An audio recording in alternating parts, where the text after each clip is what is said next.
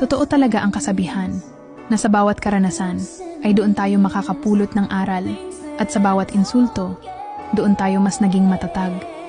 Ang buhay ay isang mahabang paglalakbay na puno ng iba't ibang karanasan, masaya man o mapait. Ang mga pagsubok gaano man ito kahirap ay nagsisilbing hagdan sa ating pag-unlad. Ang bawat insulto, bawat pagbagsak ay nagtuturo sa atin kung paano bumangon ng mas malakas at mas matatag.